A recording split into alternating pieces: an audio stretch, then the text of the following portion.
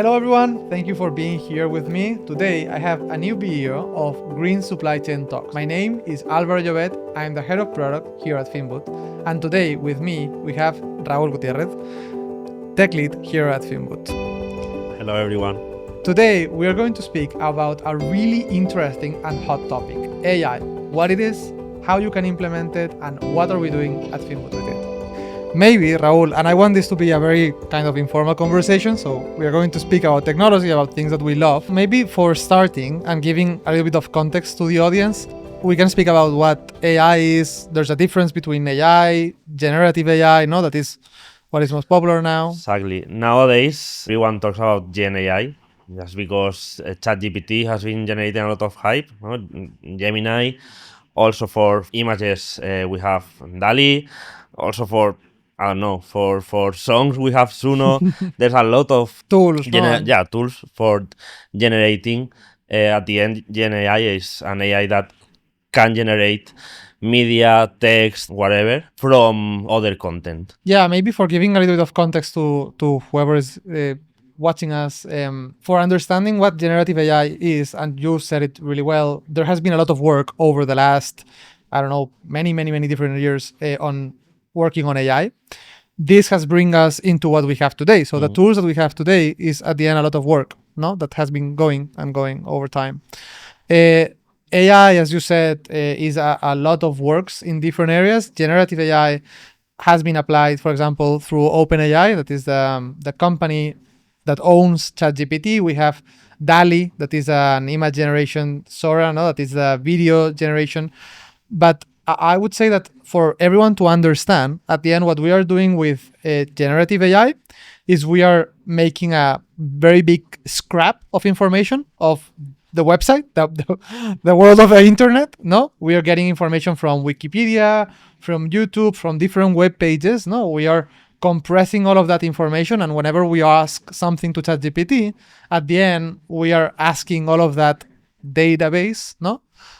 But maybe something that you can explain to us is why has this generated so much hype over these years? At the end, what the generative AI does is identify patterns on the content and be able to generate other content with these patterns. And we also can identify patterns, and we can see, take for instance, this Ghibli image thing that has been happening, no? Yeah, ChatGPT can identify patterns on how an image that resembles a Ghibli image looks like. It can process an image that resembles Ghibli style, but also we humans can identify that the same, no? We can see a picture and say, oh wow, really seems like a Ghibli studio image. So this is why I think it's generating hype, because we can see immediately the patterns and we can identify with them. We can see the benefits of it immediately. You know, I think it appeals more to us. So at the end, what I understand, I think that one of the things that ChatGPT, and maybe you can agree with me on that, is that what they have done really well is that through a text box at the end, because it's kind of the only thing that they started with, you can understand or get a lot of kind of quick value, no? So as you say, for example, I can ask ChatGPT now to create an image, I can ask to create a video, I can ask to create a document. So at the end, this is helping us maybe into our daily work, no? With it. It's the same with language. With ChatGPT, with Gemini, one of the things that is in generating hype is this ability to generate natural language. Well, if we talk about specific, this called large language models, they are specialized on generating speech that resembles a human speech. If we tell ChatGPT or Gemini with a prompt, just resume of the World War II history, you are impacted because you can see that the words that they choose seems very natural and similar to our conversation. Exactly. Doesn't mean that it's true everything that they say, but it seems natural and it seems true. I don't know if you have any moment when we started playing with AI that maybe shocked you, but I have one that I know very, very clear. That is, I don't know where, I arrived into a website that is done by Google that is called Notebook LM. Okay, Notebook LM, they don't sponsor us, but it's a kind of a really nice tool that you can introduce a lot of links into it. It can be documents, it can be websites, it can be YouTube videos also. You introduce them, and then it's kind of a diary where you can ask questions directly to that content, not to more content, but to that. But if you click a button, it generates a podcast of two people speaking, teaching you all about that content. And that is amazing. I remember the first time I saw it and I was like, wow. But as you say, what is so impactful and really powerful of that is that at the end you are listening to people talking. Like it seems people talking. So at the end I can emphasize, I can kind of generate kind of a link into that content. I can listen to it and I can see this is amazing. This is like something that is going to teach me. No? And I think that is the key for it. No. Exactly. This is why it has been generating a lot of hype. We can relate with all this content. I don't want to say it generates empathy on us, but kind of, And until 5-10 years, when we talk about AI, we've been talking about large amount of data and processes, algorithms that look for patterns inside this data. Now AI can use these patterns to generate new content, and this is what is being a revolution now. And if I can go into that a little bit more and get it more into companies, that at the end our clients are enterprises and large companies. As you said before, so I remember 6 years ago, we were speaking a lot about data lakes. For everyone that is listening to us, data lakes mean you are bulking a lot of data into a big database and you're structuring it in a way. And then you can, for example, look into patterns, you can generate analytics to it, no? But this is, as you said, changing now, no? How can companies use AI, no, in their day-to-day, in their products, in their processes? How do you see it? Great question. It's not that has been changing, it's that now it's more powerful, and now we have these tools that generate very well this content. But not always this content generated is really useful for us or for the companies. If we look at it in terms of being more productive, yes, you can be more productive by delegating all these repetitive tasks and tasks that doesn't require to think, just reproduce. You can delegate these tasks to an AI without any problem. Other more complex tasks that need analyze a large amount of data, of course, AI can help you analyze bigger data that your brain can, no? Bigger amount of data. But we need to be careful at the end, for now at least, because not always an AI generates the best analysis. So we need to be careful. It can help us a lot, especially with these automatic tasks and tasks that doesn't require are not very critical. But still, we need someone to analyze at least these results of the AI. No, and I completely agree. And I think that your message of cautiousness is really important. And I think that is because many different reasons, no? As you said, when we are using AI, like we don't know the result of that. So when you are using ChatGPT, or it can be Claude, for example, I'm using nowadays a lot of Perplexity. That is another tool, no? That is one of the kind of the 3 biggest known tools. I use it a lot for scrapping information, no? So when I want to, for example, generate a report of something. So for example, for this podcast, no, I say, hey, I want a kind of a list of all the different topics with AI and GenAI for companies, no? And then it will give me a lot of lists with a lot of links to it, no? That, as you said, manual tools that I would need to go to the internet, search for results, look into blogs, extract the information, and maybe get what is important for me, is something I can automate. No? And I think that you touch that with productivity. So I think that productivity is kind of the first step that companies can start using AI in their workflows, Completely. in their kind of internal processes, more for manual tasks and tedious tasks that at the end you don't want to do. I don't want to scrap for the internet for 3 hours looking for options. No, you can use them. No, Also, as you said, for summarized meetings, Exactly. for writing reports, for this thing that is the only required is to understand natural language Yeah. and reproduce natural language. This is perfect. You're And we spend a lot of time day to day on these You're things. completely right.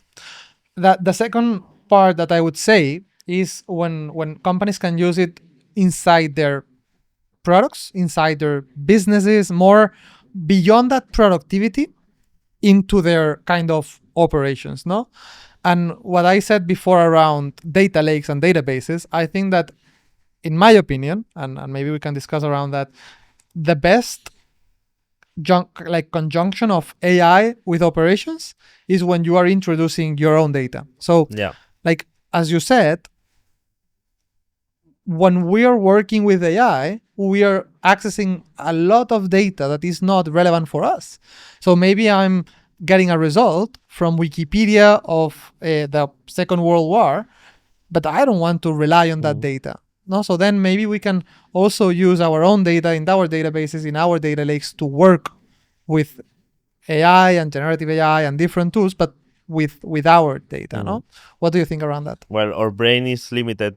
You know, Yeah. we can study and we can see all the numbers, all our data, but we will never get at the same point as the AI for analyzing all this kind of data and look for patterns. But also, we need to know what to look for. And AI is a very good tool if you have your data analyzed by an AI and you know what to ask to this data, to this AI. Do you know what you want to extract from this data?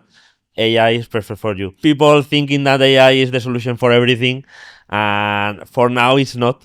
But it's a very, very great tool, especially if you know how to use it and what do you want from this tool. And as you said, if you have an AI working with your data, all the data of your company, it's going to be able to give you very great answers to everything you want to question. But at the end, you need to know how to question. Of course. But of course, always is better to question an AI that have everything in his mind to question I don't know, a human that has been seeing all these numbers, because you cannot have everything on your brain at the same time. The AI can, so great tool for that. So maybe narrowing down, because we have been speaking about AI and how companies use AI. So maybe can I ask you, how are we using AI on Finboot? One of the things that we've been doing on Finboot is creating a kind of ChatGPT, but inside of track and trace. As you know, one of the things that we do when we need to build a supply chain, we talk with the clients, we understand their needs, and then we try to map all these needs into a supply chain in our system with workflows, with assets, with steps, etc. We build this ecosystem for the client. There's a process, of course, of understanding what the client needs are, and then is the process to build this inside our system. This understanding and build into our system is something that we've been automatizing with this track and trace chat. Still, we are not very clear on how to call it, but this is one thing that we have been building. Now we can explain to this chat what we want. I'm a company that works with oil export from, I don't know, Costa Rica, and we have different workflows, different assets, different regulations that we need to comply with. You can explain everything to this chat, and this chat recreates in our system everything you need to start working with track and trace. So this is an automatic process now that takes seconds instead of A days, lot of time. weeks, time. Yeah. Exactly. Because just to everyone to understand what we are doing here. Like for us, Marco Track and Trace is a traceability tool that can also be used for integrating with regulations and kind of comply with them. An example is EUDR. As you said, because I have been in that kind of side of the company for a long time, is when we get a client, we speak with them, and there's a lot of discussions and there's a lot of kind of process of implementation. No, so I remember when we were speaking about what can we do with AI, we had different ideas, but this was one that checked many different points for me. No, the first is, of course, we are winning time because we are implementing something that we did in weeks in seconds. We are also not using client data, because one of the things that I'm sure many of the people is going to watch this is going to be aware of is that when you use AI for enterprises, at the end, people is scared of using their data. No, so we work with large enterprises. We have sensible data inside our platform, sensitive data inside our platform. What that means is that what are we going to use that data for? Like we are going to send it to ChatGPT. So that at the end is like generates friction. No? So I think that this is something that doesn't touch any kind of data from the client, just a prompt, as you were saying, no? And it's also something easy to implement, no? Something that can be a kind of a quick win, no, into the implementation. We have been speaking about the what is AI, how we are using it, but can you get us more into detail into the technology? So what technology are we using for AI? Yeah, of course. We've been when we started with this, we think and consider a lot of options. There are very powerful tools out there. The one that receives the more hype at the beginning was ChatGPT, but now we have a wonderful Gemini. We also have DeepSeek that has been generating kind of an earthquake on this AI thing. After analyzing pros and cons of everyone, we went for Gemini. At the end, Gemini is one of the more powerful, but it's not only for that, it's because also we have all our ecosystem in Google. We work a lot with Google, and it's easy for us. It's a company that we can trust, and this is another positive point for us. So I don't know. It's important for the clients if we use one or another. What do you think about this? So I think it is important because at the end, one of the voy a volver a empezar. So it is important. I think that when we speak about AI, even without AI, when we go with our clients, there's always a reason of where are you storing the data, of course, compliance with different regulations, GDPR, but also it's kind of, I want to have my data in Europe, for example. I want to have it in the US. So at the end, I think that there's different points on why OpenAI or why Google or Anthropic, the other one that is generating a lot of growth, no? But I think that there's two main reasons. One is if you are in the US and a company in the US, maybe OpenAI is a good option for you because you have your data in the US. At the moment, on Google in Europe, you have also access to AI, so it's also a really good reason to go, no? But I think that what is very important to understand is even though OpenAI and ChatGPT has been on the leader of this race, I think that we don't need to kind of rest importance into the delivery of the technology. And Google has a really quick and easy delivery because at the end is one of the biggest providers. Same as Amazon. I think that Amazon also is going to play a role on that. We will see that. Microsoft is playing it with OpenAI, has invested, and I think that they are going to make a really good synergy.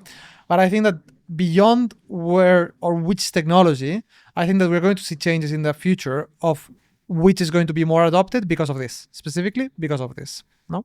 Yeah, the end trust is important. It is key, and more for large enterprises if we are speaking about, no? Or any business. So then just for closing a bit, no, we have been speaking about many different things around AI, how we use it, but we haven't spoken about the future. So what do you think, or the role of AI in Finboot is for the future? Well, you pointed it before. Is really good if a client can speak with their data. So this raises concerns about what you said before, no? Where is our data? Who has access to it? So we need to be very careful and have very close context data but we can do it, and we've been working also on that, on thinking on how to do it. Because it should be wonderful if not only you can build a supply chain in our system, also after work with this supply chain in our system and generate data, you can ask your data for how to improve processes, how to do it better, how to know. So I think this is the future, the next logical step. Okay, so maybe I will close it here. Thank you very much for being here.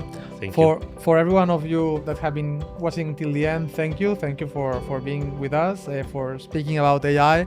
I'm sure that we will be coming with more videos around AI and how we implement it at Finboot.